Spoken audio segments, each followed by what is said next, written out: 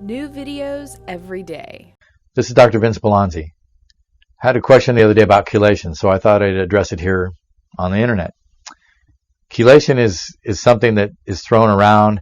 There are some studies now showing it's got benefits for heart problems.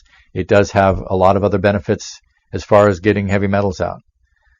The problem with heavy metals, and these are what we call the toxic metals that we worry about, there are some metals that are actually good for us in a trace amount. But if they get built up, they can become a problem. But I'm talking about the metals that really don't have any good to play in the body. I'm talking about mercury and lead and arsenic and aluminum. There are a number of metals, about 15 of them, that if they get in the body, they interfere with proper function. That means you've got disease. That means you've got problems. They trigger the immune system. They affect nervous systems. They affect hormones. They affect tissues. They don't belong there. So we want to get them out. The body does have its own processes to get rid of these metals. You have a detoxification process, and you can excrete heavy metals. The problem is there that if you interfere with that process, you accumulate the metals. Now I've got a problem in my body. It doesn't function. So we need a tool to get the metals out. The body does this same process in its striving to get rid of the metals. But if the body can't do it, then we need a way to get the metals out. And that way is called chelation. Now, chelation is just a biochemical process. Like I said, the body can do it. And it's just a matter of attaching one molecule to another to be able to carry it around. So if I want to get a certain mineral into your body that's good for you, like magnesium or calcium or any of the other several minerals, I can't just ground up that element and give it to you. You'll absorb perhaps a trace of it, but it's in an ionic form. It's in a form that's not very well absorbed, and it's just hard to get it into the body. But if I attach a protein to that ion, if I attach a protein to the magnesium, I've chelated the magnesium, and the protein has an open door. The protein can get into the body very easily. Then the magnesium or the calcium or whatever can disassociate from the protein, and it's in the body where it can be used. So you probably have taken a multivitamin, multimineral that had chelated minerals in it that made those minerals very assimilable and bioavailable to the body. So it was just a way to get the mineral in. So I can use chelation in reverse. I can send an empty protein into the body in a sense, and I can use proteins that I know prefer to attach to the metals, and I can use a protein that I'm pretty confident I can recover most or all of it within about a 24-hour period. Now I'm doing chelation. So we get a protein into the body. Often we use a synthetic protein that is made in a lab, and we know that synthetic protein doesn't harm the body, but we do know that it all is excreted back out of the body. So I send this empty protein into your body. Sometimes we do it intravenously with an IV. Sometimes we do it with a pill. Sometimes we rub it on your skin. But we get this protein absorbed by your body or into your body, and it runs around and attaches to metal where it finds it. So I can use a particular synthetic protein that really likes lead, or I can use one that really prefers mercury and perhaps a couple of other metals. We do have some mineral loss when we use chelation, so we have to make sure that the mineral balance of the body is adequate as well, and we have to replenish minerals after doing chelation. But we can pick synthetic proteins that prefer the metals and carry them out primarily. So if I use the proper synthetic protein and I send it into your body, it picks up the metal and then you excrete it. It means I send it into your body and it carries the metal back out. We can actually test this and we can see that we bring the metals out of the body. And that's all chelation really is. It's just a matter of going in and removing metals. Now, we use that in a lot of ways to help the body be healthier. The cleaner your body is, the better it functions. And that especially applies to the heavy metals. And probably more appropriately than anything to mercury, lead, and aluminum, although there are other metals as well that can interfere. But those three metals cause a lot of the problems that we look at. Many researchers believe that MS is a result of mercury because it can demyelinate nerves and give you the same symptoms that we call MS. So if you have mercury in your body, which you probably do have at least a trace, especially if you're having symptoms, if we remove the mercury, we'll often see quite a difference in the symptoms. They may even go away because the inflammatory system has not been triggered. We don't have the same damage occurring to the nervous system, and it can make a huge difference. The mercury can severely affect the function of the thyroid gland. So many times as we take mercury out, people that were hypothyroid start not needing any more hormone because their thyroid comes back to functioning well.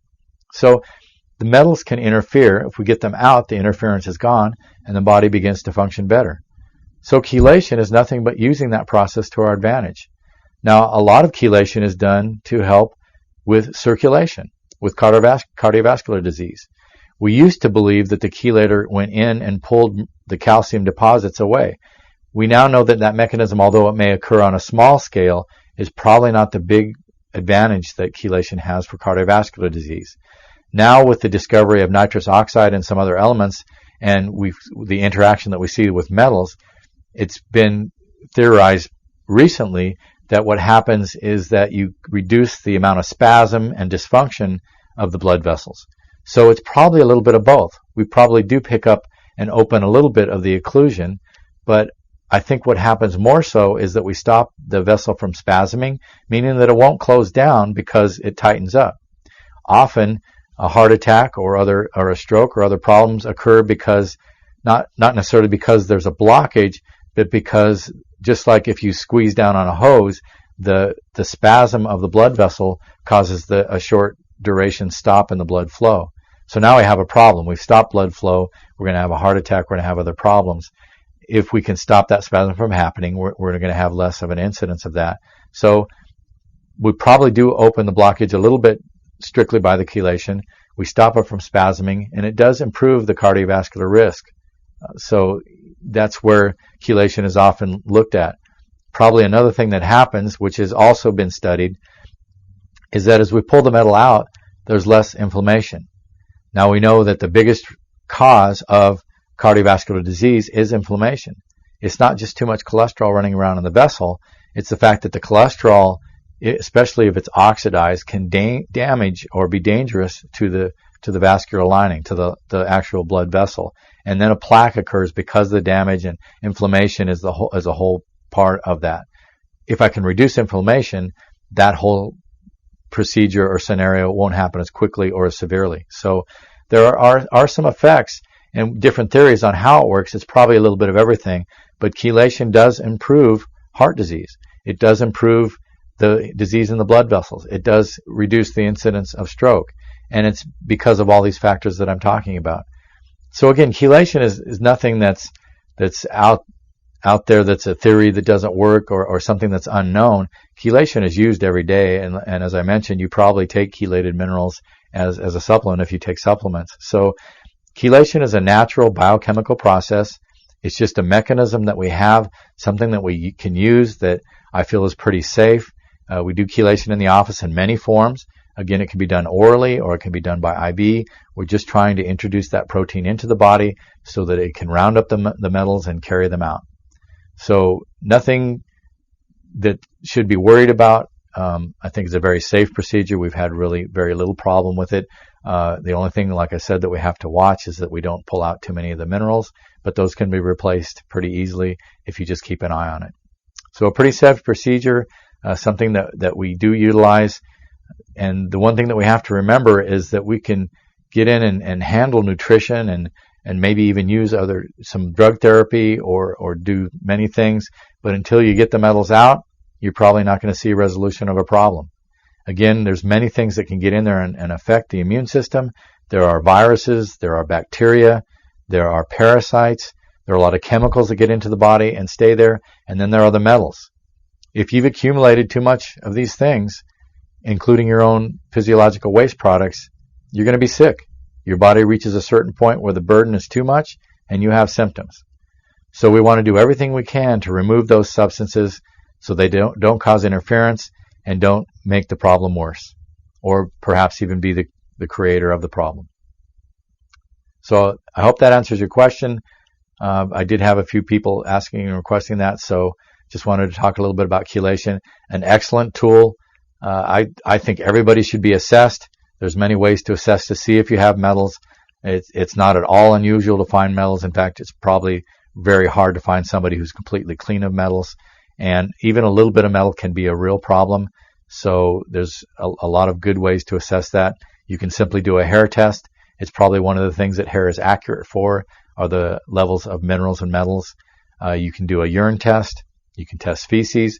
You could even probably, if you can find a way to collect sweat and test that. You could test nails, anything you excrete. You're just looking for the amount of metals that are coming out. The only caveat to that is that many people that are sensitive to metals are the ones that can't get rid of them very well. And just touch on autism real quickly. It's something that we've done a lot of work with. In the autistic children, we find that they're non-excretors. And what that means is that the kids have a lot of metal in them, even though we can test them. Unless we put a chelator into the system, we won't even see any metals.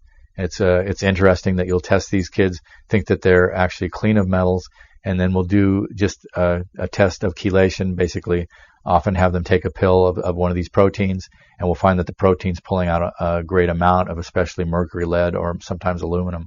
And it's just a matter that they weren't able to get rid of it on their own.